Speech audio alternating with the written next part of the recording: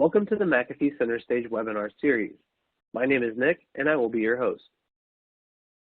This webinar is a brief overview covering common use cases and scenarios regarding this topic. It is not intended to be all-encompassing. If assistance is needed, please contact McAfee Technical Support. Our speaker today is Sean Campbell. Sean is a Senior Advanced Malware Technical Support Engineer that joined McAfee in 1999. Sean helps deliver quality assistance with implementation of best practices for threat remediation and propagation prevention. Sean works directly with McAfee Labs and malware support to help facilitate, conduct root cause analysis, and determine a solution. He offers malware guidance and coaching to support teams around the world. Ladies and gentlemen, Sean. Thanks, Nick. I want to welcome everyone to a Center Stage webinar. On today's agenda, we'll take a look at newer ENS technologies to get a better understanding of how these technologies work. Here we're going to look at an ENS layered security approach, which is a 10-step layered security approach. What is GTI file reputation and how it works? Antimalware scan interface, also known as AMSI. Firewall, web control, and exploit prevention. Once we finish up here, we'll get into building your defense, which will be comprised of adaptive threat protection as well as dynamic application containment. Once we conclude with newer technologies, then we'll move on to prevention and recommendation. Then we'll follow it up with additional recommendations, as well as notable links and references where this content was pulled throughout the webinar. Without further ado, let's go ahead and dive into newer technologies. Up first, let's take a look at McAfee Endpoint Security 10-step layered security approach. Here, we're going to look at the different content, modules, and components that fall under pre-execution scans, as well as post-execution scans. The first three we see here are going to be whitelisting, which is hash and cert based, engine and DAT, as well as global threat intelligence. These three pre-execution scans are comprised of threat prevention, web control, as well as firewall. The next two pre-execution scans that we're going to look at are threat intelligence exchange, which is also hash and cert based, as well as reputation calculation. Reputation calculation is a pre-execution scan that gives the file reputation based on local cache, GTI lookup, or TIE server lookup in a TIE ecosystem. Updates generate new local reputation based on reputation submissions from other scanners such as JTI, RealProtect, and so on. In this case, reputation scan is cached for a 30-day period. JTI scan is another pre-execution scan that generates reputation by running a set of static JTI rules in order. These JTI rules are installed as part of the ATP extension and is present under the EPO servers page. These set of rules are divided into three levels: security, productivity, balanced, in which balanced is the default setting. Up next on pre-execution scan is going to be RealProtect static.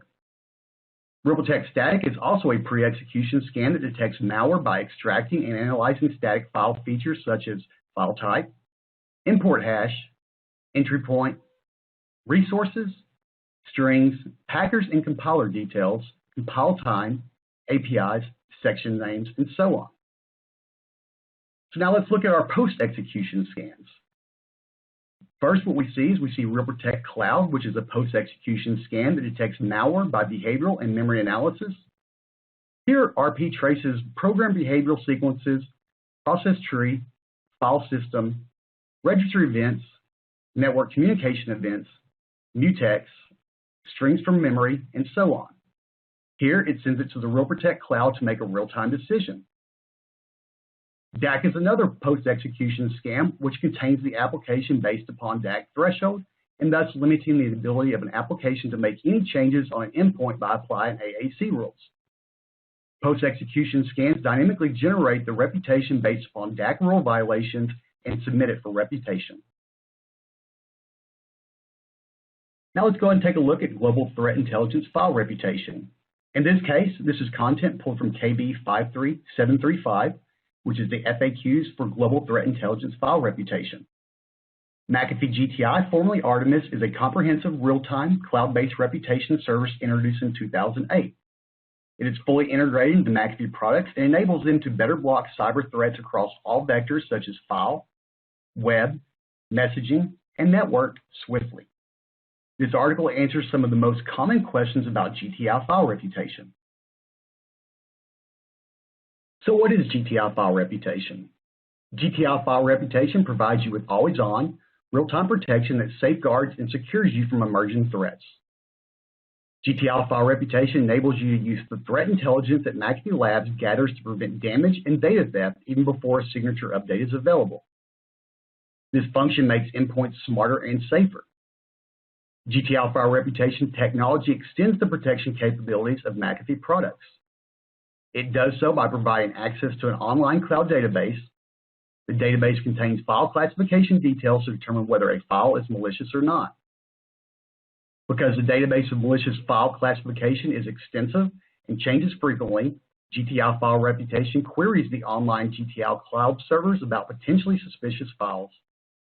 It does so to achieve and maintain the highest security levels possible. So how does GTI file reputation work?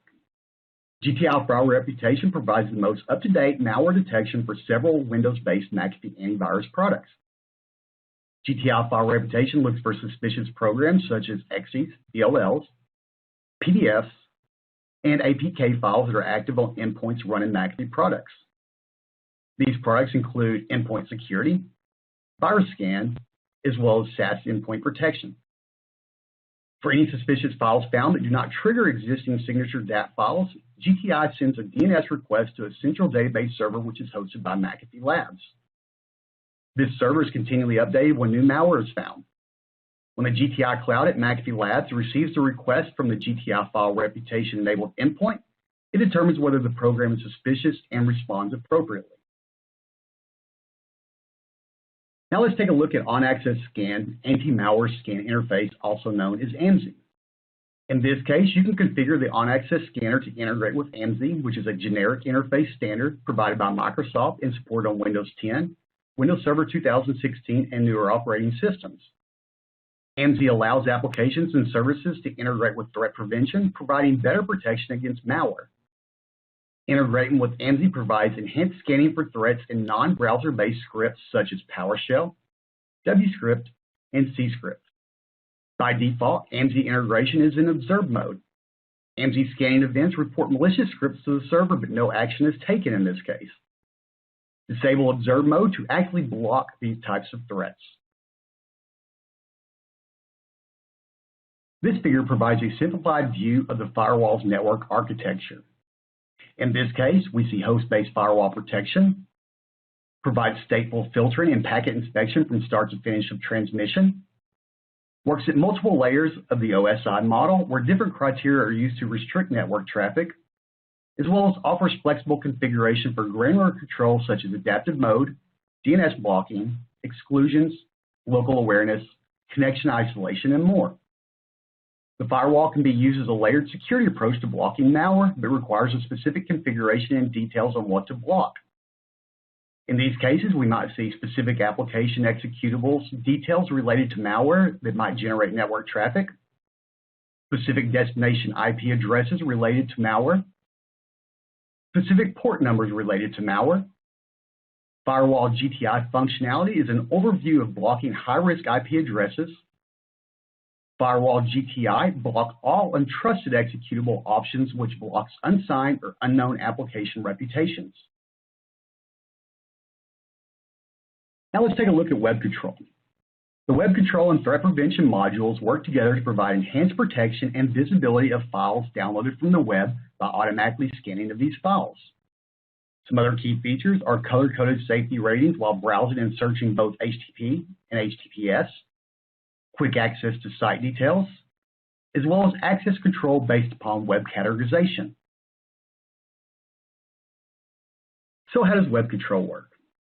Web control queries McAfee GTI for reputation information to determine how to handle navigation to URLs. First, the administrator configures web control settings in McAfee EPO and enforces the policy to the client system. Second, the user visits or accesses a resource from a website. Third, web control requests URL information from McAfee GTI.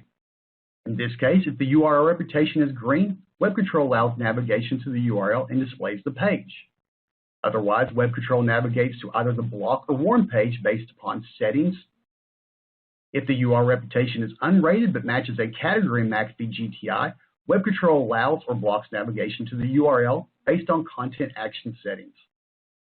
4, if the request is a file download and the file reputation is not malicious, web control allows the download of the file even if the URL reputation is malicious. If the file reputation is unknown, web control sends the file to threat prevention for scanning by the on-demand scanner. Threat prevention checks for the file against AM core content. If the file matches a signature or hashing content, the file download is blocked. Otherwise, the file is downloaded. And last, web control logs the details, then generates and sends an event to the EPO server. Up next, exploit prevention overview. Exploit prevention provides a broader range of coverage against vulnerabilities and exploits than traditional legacy security offerings. Its key features include exploit prevention, generic privilege escalation, Windows data execution prevention, exclusions, signatures, and application protection rules. Now let's go ahead and take a look at generic privilege escalation as well as Windows data execution prevention. To note, exploit prevention is enabled by default. Failure to enable this option leaves your system unprotected from malware attacks. Generic privilege escalation, in the other case, is disabled by default. You can enable this option to use GPE signatures and exploit prevention content to provide coverage in kernel and user mode. A privilege escalation is the act of exploiting a bug, design flaw, or configuration oversight in an operating system or software application to gain elevated access to resources that are normally protected from an application or user. The result is that an application with more privileges than intended by the application developer or system administrator can perform unauthorized actions. Windows data execution prevention is a Microsoft Windows operating system security feature designed to prevent damage from viruses and other security threats by monitoring programs to ensure that they use system memory safely. You can optionally enable this as well. Here, you can enable DEP from 32-bit applications in the McAfee application protection list if not already enabled. Caller validation and targeted APIs monitoring are still enforced. Monitor for DEP detections in DEP-enabled 32-bit applications. Monitor for DEP detections in 64-bit applications in the McAfee application protection list. Here, you can log any DEP detections and send an event to McAfee EPO. Network intrusion prevention. Network intrusion prevention, also known as network IPS, is a technology that monitors network activity to protect client systems from threats.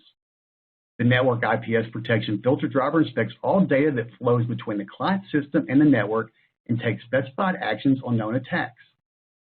If the data matches a known attack, network IPS responds with a configured action, for example, blocking the data from the system.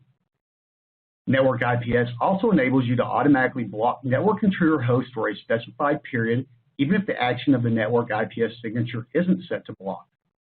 You can see the list of blocked hosts in the Endpoint Security client in the Endpoint Prevention category under Threat Prevention settings. If Enable Network Intrusion Prevention is selected, then the ENS will block network intrusion attacks automatically for a set period of time.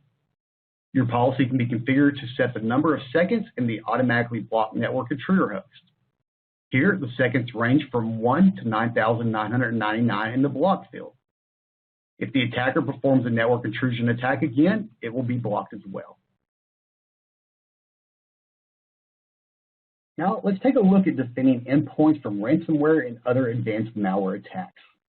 Here, we feature dynamic machine learning analysis to help detect threats based upon behavioral, prevention technologies to stop fileless attacks, exploit prevention to stop memory-based attacks, as well as enhanced remediation to roll back malicious changes before an attack ever took place.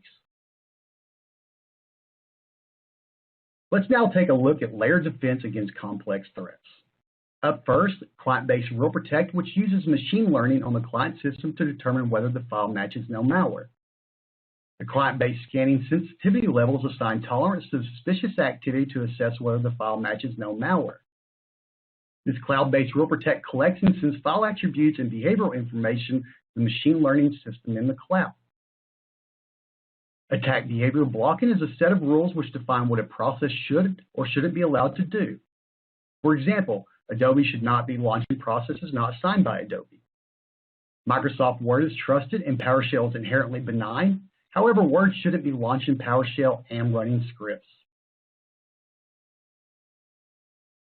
What is RealProtect? RealProtect detects zero-day malware in near real time. RealProtect classifies malware based upon behavioral and static analysis. RealProtect uses machine learning to automate classification. RealProtect is signatureless as well as a small client footprint. And it supports both offline mode and online modes for classification. RealProtect improves detection up to 30% on top of DAT and McAfee Global Threat Intelligence detections. RealProtect augments McAfee Endpoint Security products for Windows. RealProtect produces actionable threat intelligence, which is useful for patient zero discovery, threat actor attribution, and forensic investigations. So if we take the capability layers of ATP and put it against the bigger picture of defending against the threat landscape, what we see is defense against commodity malware, 0 days, polymorphic, ransomware, targeted exploits, and so on. When it comes to commodity attacks, this is filtered before they execute. Here we have signatures, global threat intelligence, as well as web control. Next up, sophisticated attack. Neutralize damage in the spreading by utilizing static machine learning, dynamic application containment. Detect and correct. Here we want to proactively find and correct what is missed. In this case, we have enhanced remediation. New targeted attacks, advanced analytic hunting. Here we have dynamic machine learning and flawless attacks. At this point, what you have is a fully integrated pre- and post-attack solution with flexible remediation capabilities. Dynamic application containment contains grayware in its ability to make changes on the endpoint while running endpoint detection analysis. DAC traces behavior without compromising security. It's lightweight. It does not use sandbox, VM, machine learning, or app virtualization. DAC has a list of access control rules for containment. DAC helps defeat sandbox-aware malware detection. Saves patient zero by reducing or eliminating unknown apps' ability to make malicious changes to a system. Kernel mode hooks provide visibility and control for system-level API calls. DAC works without cloud connection. And it protects without compromising business continuity. So how does DAC work? First, the endpoint receives the app. At that point, a reputation business object does intelligent scoring on grayware object and passes it along to ENS. Based on the score, ENS calls for dynamic application containment. Here, DAC performs endpoint detections on behavioral, off-box detonation, memory scanning, and so on safely. DAC reports on all attempted activities during detection. If dirty, report as such. If clean, allow the object to run. Here, key points in step 4 is that containment gives us a way to save patient zero while we're performing endpoint 0-day detection. Let's now take a look at how enhanced remediation works. So first up, malware attempts to compromise an endpoint. In this case, file names are altered. Executables are called on to grant access to the system. Payload is delivered and system is compromised. ENS will then take a snapshot of the system. It records changes made to files, permission changes, and other malicious actions. ENS detects threats through known methods, behavioral analysis, and GTI. Here, enhanced remediation is triggered by administrative policies. System changes are reversed, and system returns to a healthy state. So what we have here, users remain productive, administrators regain time otherwise spent on manual repair or re-imaging. Let's now take into consideration what we've learned up to this point. Here, let's take a look at endpoint security event orchestration. In this case, we're going to look at the process execution sequence. First, file open or create. First thing achieved is passed along to trust stats. Trust stats encompass certificate trust, trusted installers, as well as scan avoidance. If not trusted, it's passed along to ABDATs, which include heuristics, generics, GTI file reputation, as well as AMSI. If successful to pass through DATs, it then goes along to JCM, which is also false mitigation. Here we have GTI admin cert rep, GTI admin file rep, as well as threat prevention. Once file opener create is completed, we go to section execute. In this case, we're looking at JTI file-based rules. So the first one, we have trusted rules. These rules can encompass cert, GTI, signed apps, tools, high agent prevalence, trusted installer, .NET, and so on. We also have JTI heuristics rules, which can be recycle bin, hidden system attributes, and so on. JTI also uses external reputation sources such as ATD, TIE, and McAfee Web Gateway. So now we get to process create. Here we see JTI, which is process and behavioral based at this point. Here we have attack behaviors, command line parameters, and so on, and it impacts process reputation. If successful through JTI, it's passed along to RealProtect static if not trusted. Here we have offline or online modes. We have local McAfee lab models. We have AMSI, and we have PowerShell logs. And last, for process create, here we also have JCM false mitigation. Here we've got GTI admin cert, GTI admin file rep, as well as threat prevention. Everything to this point has been pre-execution. Now that we've looked at pre-execution, let's go ahead and take a look at post-execution, which is process behavioral monitoring. So up first, if the reputation is equal to or less than 50, it's passed along to RealProtect Dynamic. In this case, we have behavioral monitoring as well as Cloud McAfee Lab models. If successful through RealProtect Dynamic, it goes along to DAC if the reputation is equal to or less than 30. Here we have custom AAC roles as well as updates process reputation on violation. If successful with DAC, it's then passed along to JCM, which is process reputation management. Here what we have is a fully integrated pre- and post-attack solution. Now that we've looked at the ENS newer technologies, let's go ahead and look at some prevention and recommendation steps. Up first for prevention and recommendation, we have ENS access protection rules. In this case, I'm creating a rule that's geared directly towards downloaders. So what we have here first is our rule name. Here I called it Downloader Child Process Execution Rule 1.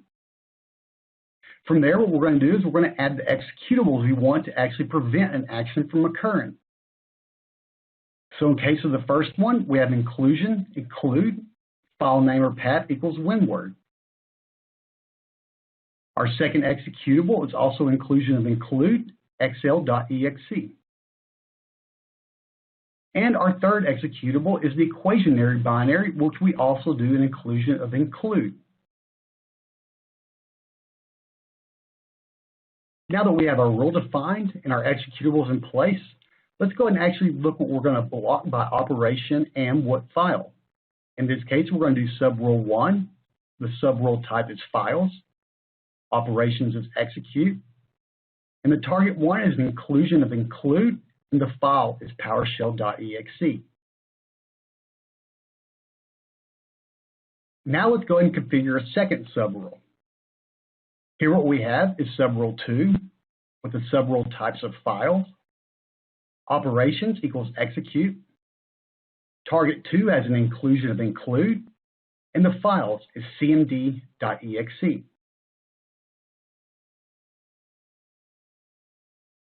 Now let's go ahead and create our final subrule. Here what we're going to do is subrule 3. Subrule type is files. Operations equals execute. Our target 3 is an inclusion of include, and the files is mshta.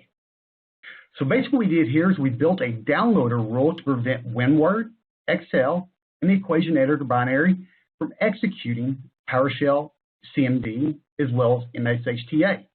This is a very prevalent payload that we see with macro downloaders today. So by preventing winword from executing PowerShell you prevent the payload from ever occurring. This figure here is a simplified overview of web control. So first up, we can enable and configure general settings in the options policy. We can specify sites and site patterns to block or allow in the block and allow list policy.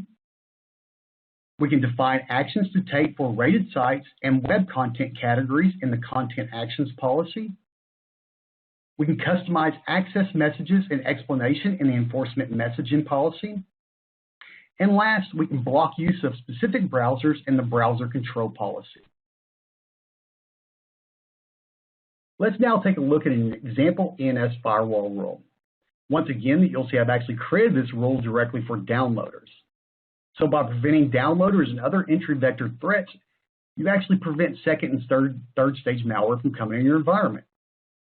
So what I did here is I created a rule and I titled it downloader prevention. It has a status of enable and actions are specified to block. Like any other countermeasure, these should be thoroughly tested out to prevent any business interruption from occurring. So we move along to networks. Here we have IPv4 protocol. We have connection types of wired, wireless, as well as virtual. And last but not least, we're going to include our executables. Here I have PowerShell.exe, question mark script, WinWord, as well as Excel.exe, which is below the actual scroll bar. So in this case, what I'm doing is I'm actually preventing these four processes from making network calls externally.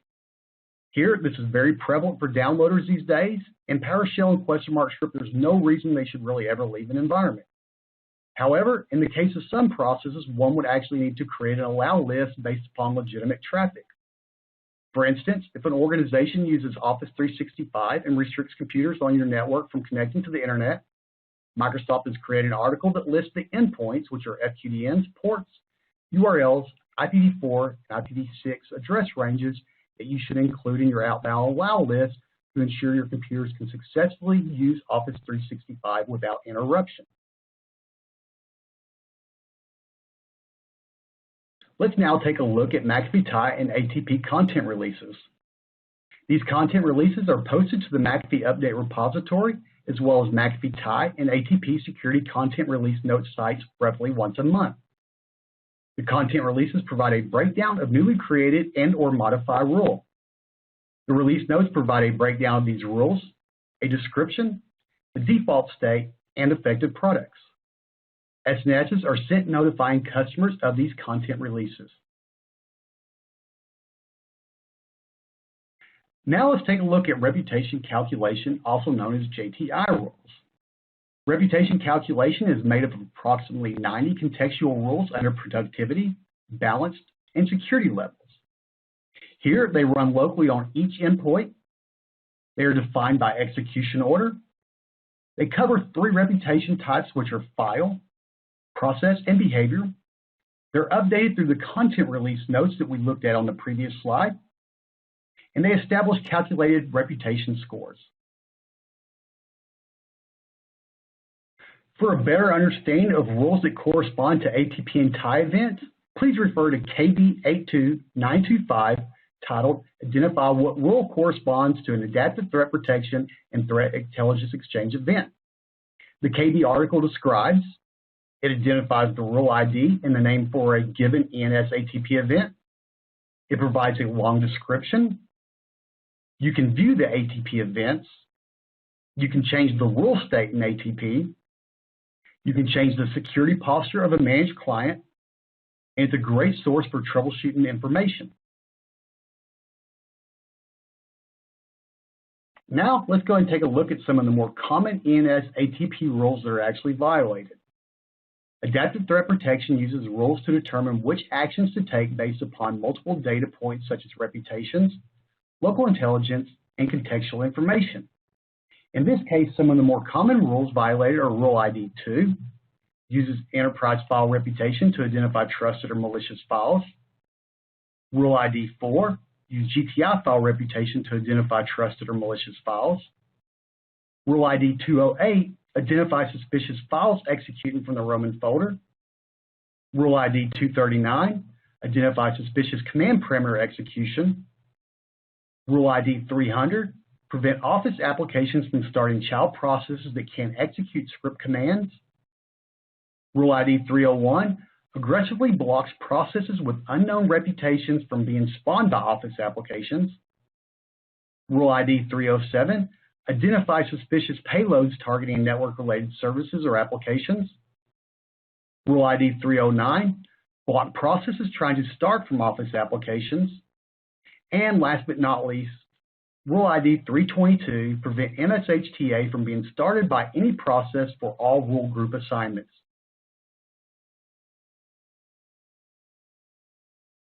Similar to McAfee tie and ATP content releases, exploit prevention content releases are posted to the McAfee update repository as well as the McAfee exploit prevention content release notes site roughly once a month. The content releases provide a breakdown of newly created and or modified signatures. The release notes provide a breakdown of these signatures, a description, the signature default state, and affected products. SNSs are also sent notifying customers of these content releases. Now let's go ahead and take a look at some of the more common ENS, HIPS, exploit prevention rules violated. Exploit prevention can be enabled and configured to prevent buffer overflow, illegal API use, and network exploits. Some of the more common rules violated are Rule ID 344, new startup program creation, Rule ID 428, generic buffer overflow, Rule ID 2844, Microsoft Word WordPerfect 5 converter module buffer overflow vulnerability, Rule ID 6073, execution policy bypassing PowerShell, Rule ID 6075, remote script execution by core Windows utility, Rule ID 6087, PowerShell command restriction, encoded command, Rule ID 6107, MS Word trying to execute unwanted programs, Rule ID 6108, PowerShell, suspicious download string script execution, Rule ID 6109, PowerShell, suspicious WMI script execution, Rule ID 6113, fileless threat, reflective self-injection, Rule ID 6121, fileless threat, shellcode self-injection, Rule ID 6131, weaponized OLE object infection via WMI, and last but not least, Rule ID 6153, malware behavior, Ryuk ransomware activity detected. Up next, let's check out an example exploit prevention expert rule. Expert rules are created to prevent buffer overflow and illegal API use exploits and to protect files, registry keys, registry values, processes, and services. This is an enhanced expert level rule for exploit prevention Rule ID 6107, MS Word trying to execute unwanted programs with added protection for threats that execute other programs. If you implement this expert rule, you should disable exploit prevention signature 6107. Let's now take a look at configuring adaptive threat protection. In this case, we have observe mode, which is disabled by default. You have rule protect scanning, options available are client-based static sensitivity, offline mode scanning, as well as cloud-based. You have rule assignments. Once again, we have productivity, balanced, and security. Action enforcement, which is based upon reputation. Here you have contain, block, and clean. And last but not least, you have advanced options. Here you configure ATP to submit files to McAfee ATD. Let's now look at configuring adaptive threat protection DAC rules. So at first, what we see here are default configurations. By default, all rules are set to report only. Let's now look at some of the pre-configured policies with some blocking enabled. Here, we're going to look at McAfee default balanced up first, and once we go ahead and select this, you'll see a number of rules that are actually set up to report and block. Now let's go and look at McAfee default security. Once we select this option, you'll see a number of other rules that are actually enabled and set to block by default.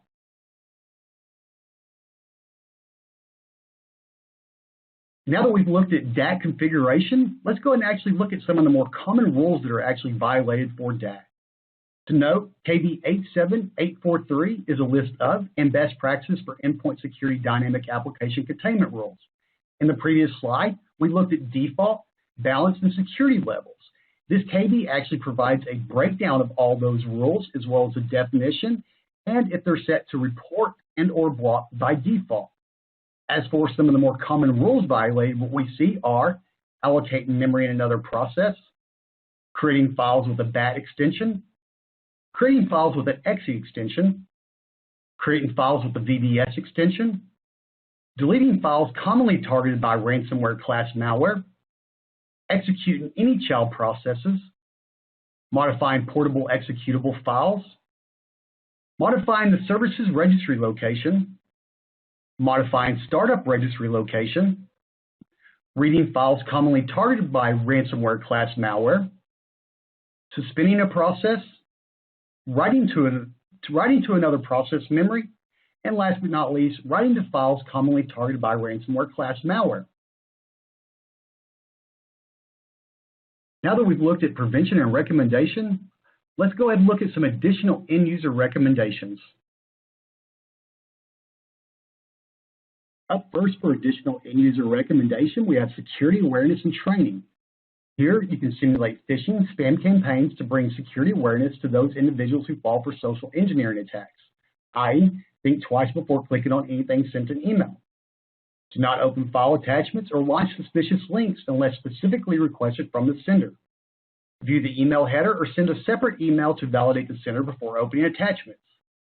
Last, under security awareness and training, we have report suspect email to the organization SOC. Remind your employees how and where to submit suspicious emails safely. Second up, we have mail web gateway products that identify malicious links and or block emails with links or attachments. Third, spam filtering where applicable. Moving right along with additional end-user recommendations, up first what we see here is ENS web control. Although we've looked at web control throughout the presentation, when it comes to my additional end-user recommendations, these are kind of a pinned response that I add to all of them.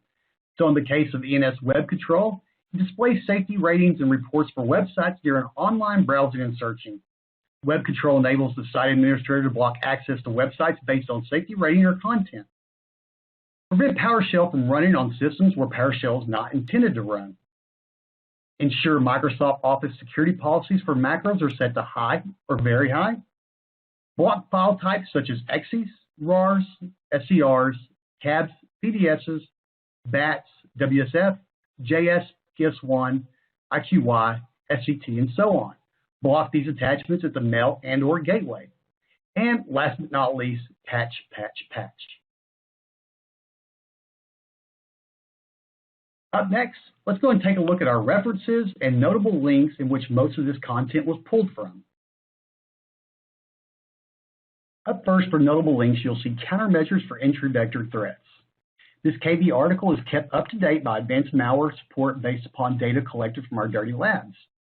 Here what we do is we actually submit a number of downloaders, droppers, agents, and so on into our dirty lab for sandboxing as well as countermeasure against various ENS components, modules, content, and other products such as MSME and so on.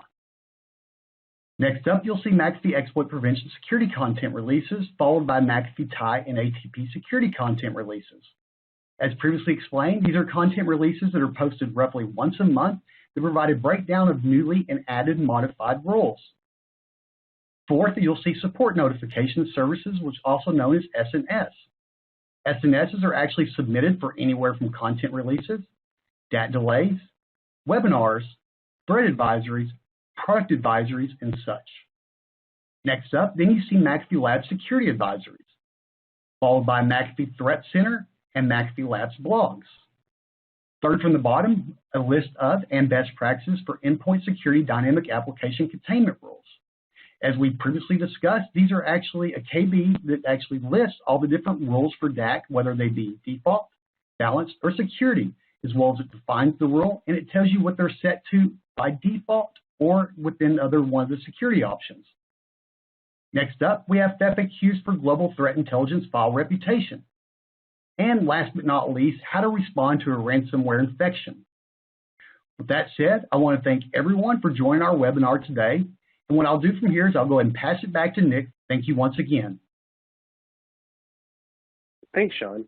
As a reminder, McAfee Education Services offers exceptional training to go along with our award-winning products. If you would like to learn more, please visit the website listed on the screen to see all of our offerings. I want to thank everyone for joining today's webinar, and a big thank you to our speakers, Sean, Carrie, and Aaron. This concludes today's webinar. Stay safe, everyone.